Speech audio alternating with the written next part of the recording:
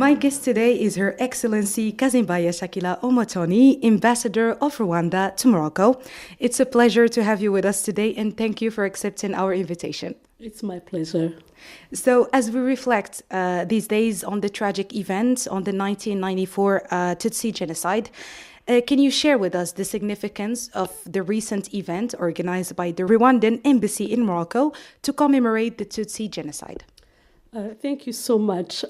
Maybe I will start by giving a clarification that, in fact, the event that was held here in Morocco on the 7th of April this year is a part of a bigger plan in Rwanda to commemorate the 1994 genocide against the Tutsi in Rwanda. And April 7th is, in fact, the beginning of the commemoration period that lasts for 100 days. And the 100 days symbolize the 100 days within which over 1 million people were killed during the 1994 genocide against the Tutsi. So that period in Rwanda, we call it Kwibuka. So Kwibuka is a Kinyarwanda word. Kinyarwanda is our mother tongue. Kwibuka, which means to remember. So we remember every year in April, starting in April until July, when the Rwandan Patriotic Front stopped the genocide. And that opened a new whole chapter for Rwanda and Rwandans. So during this time of remembrance, we always have a theme around which we reflect on those events. And this year's theme was Remember, Unite, Renew. So when we do commemorate the 1994 genocide against the Tutsi, there are a couple of goals that we want to achieve during that period. Certainly, number one is to make sure that we honor the memory of the people that we have lost, over 1 million people, but also to recognize the profound impact of the genocide on the Rwandan society, but also beyond, because really genocide goes across the board. It doesn't stop in one country. But also, we do remember because remembrance and commemoration event, they play a vital role in fostering awareness. Genocide happened in Rwanda. It wasn't the first time in the world. And it might not be the last time if we don't do what is necessary to make sure that it doesn't happen again. So awareness is to help people understand how the whole process of planning and executing the genocide happens. So when we do commemoration event, this is also one of the reasons that we do that. But we also remember not ourselves, we do remember with our friends, with other communities, like what we did here in Morocco, to also ensure that there is that solidarity, a global solidarity around the events of genocide, but also to reflect on the values of a shared humanity. During that period, we also pause and reflect on our past. Since the end of the genocide in 1994, the whole journey of reconstructing, rebuilding our country.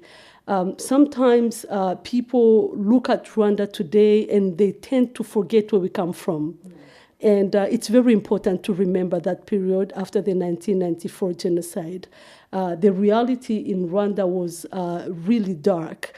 After we have lost more than 1 million people during the genocide, millions more were refugees in neighboring countries, hundreds of thousands internally displaced, countless widows and orphans, destroyed infrastructure, almost non-existent economy. So this is the picture of Rwanda 31 years ago. So during that period of commemoration, we also look back at that journey, but also appreciate what Rwanda has been able to achieve so far. And it's really quite a lot, starting, of course, with peace, security, stability of the country. This is one of the biggest priority that has been there in Rwanda since 1994 and is still today. And of course, access to basic services for the Rwandan people. For the Rwandan government, one of the biggest priorities was also unity and reconciliation for people, because this is a country now where you have survivors of the genocide, but you also have perpetrators of the genocide, and they have to live together because they're all Rwandans. So as a government, it was another priority to make sure that unity and reconciliation really take root in Rwanda. And today we are very proud that Rwandans see themselves mostly as Rwandans before anything else, which is completely different from what was there before the genocide, where people would be identified as Tutsis and Hutus through ID cards. Today, my ID card shows that I'm a Rwandan, and everyone in Rwanda, it's the same. So that is something that we have been also able to achieve. But again, issues of justice. You can't have lasting peace if there's no justice, especially after genocide. So the famous Gacaca justice system that was really a result of a homegrown solution for Rwanda, because that stems from the Rwandan culture. Where there is a big problem in the society, people will come around, sit together and look at the problem and find solutions. But also the International Tribunal, Criminal Tribunal Code for Rwanda, all that has helped in making sure that there is justice after genocide. But of course, there's still a long way to go, because we still have so many perpetrators of the genocide that are still around the world and that need to face justice. So briefly, that journey that we traveled for the last 31 years gives hope today. It gives hope. And thanks to the visionary leadership that we have in Rwanda today under His Excellency President Paul Kagame, today Rwandans hold hope for the future, because what has been achieved in the last decades gives really a sense of hope that the future is bright. The new generation is much more aware of the dangers of the genocide, and we do hope that the lessons from Rwanda can also be useful for the rest of humanity, to make sure that we are all working towards a peaceful world. Rwanda has come a long way, and we're really, really proud of all the things that it has achieved. As you said, unity and security are priority number one, and we can see the efforts that the country is doing, and the embassy here in Morocco is also doing. And you said awareness. Now we're aware. We have many information about it. Thank you for drawing us this picture and giving us those wonderful insights. And speaking of which, regarding the Rwandan embassy here in Morocco, what specific initiatives are now in place to further strengthen bilateral relations between our two countries, Morocco and Rwanda? Well, I'm very happy to say that Rwanda and Morocco really enjoy excellent relations. And these relations have been growing over time. But it's important to remind that it stems from exchange of visits from our leaders in 2016. In June of 2016, President Paul Kagame had a visit here in Morocco, and 3 months later, His Majesty was in Kigali for a state visit. Since then, a lot has been happening between our two countries. During the royal visit in Rwanda, there was a huge delegation, including business people, to explore opportunities, and other areas of collaboration between our two countries. At the end of the visit, there were about 40 agreements, bilateral agreements that were signed then. And I'm happy today to say that some of those agreements have materialized today with actual investments in many areas, in agro-business, in pharmaceutical industry, in finance, but also other civil society organizations and other players from Morocco and from Rwanda are working together. So, of course, to us is a mission, is the Embassy of Rwanda here in Morocco. We continue to make sure that we are building more and more bridges between our two countries to allow more interactions, more collaborations at all levels in terms of trade and investment, in terms of culture, diplomacy, in terms of parliamentary diplomacy, really every aspect that can allow that those strong relations continue to grow more and more in the future.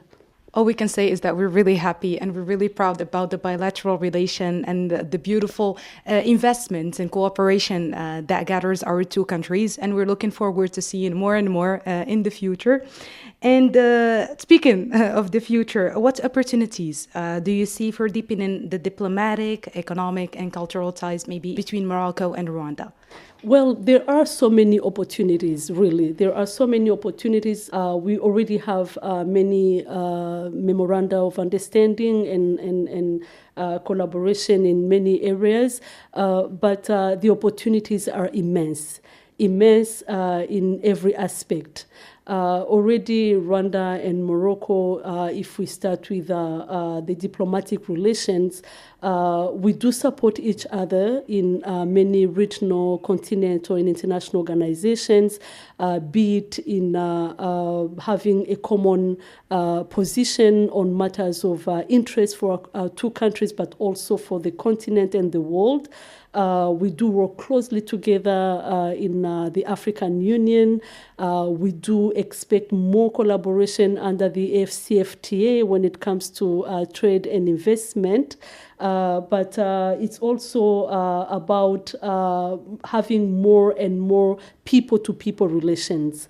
Right now, we have more than 150 Rwandan students here in Morocco, in many cities and many universities. And those already are Rwandan ambassadors in those universities, but they are also Moroccan ambassadors to Rwandans. Because through those students, now people in Rwanda get to know more about Morocco, about the cultures of Morocco, etc., etc.